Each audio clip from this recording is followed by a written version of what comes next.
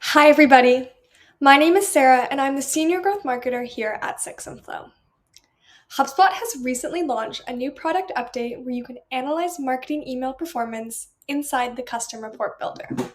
Now, I want to preface this by saying that it is a beta feature, so you will need to opt in, but you can easily do so within your portal. So, let's talk about the different types of reports that you can build and how you can go about actually building them. So what you'll need to do is navigate to the custom report builder within the reports and scroll down to marketing email analytics. There are a few different reports that you can build. Some examples include looking at your open rates by budget for marketing campaigns. You might also be exploring the email rates by hour, so when is the best time to send out your marketing emails?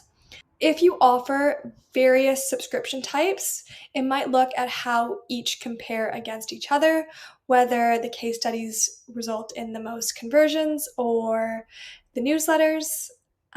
You also can look at your top target accounts by click-through rate. There's a bunch of stuff that you can do. In fact, you could probably build out your own dashboard strictly dedicated to marketing emails, which is pretty exciting. But today, let's look at email performance rates by the hour of the day. So we'll hit next. Let's look at the delivered date, sorry. Now, we don't want monthly. For this report, we actually going to want to look at hourly. So if we make the following changes, we'll then be able to capture. And as opposed to looking at all of the hours throughout the day, let's just sort it by the top 10 hours that we typically send emails at. So what do we care about? We care about the click-through rate. We also want to look at the email open rate. We also want to look at the email reply rate and perhaps the delivered rate. All right, so right away we can see that click-through rates are the highest at 10 p.m.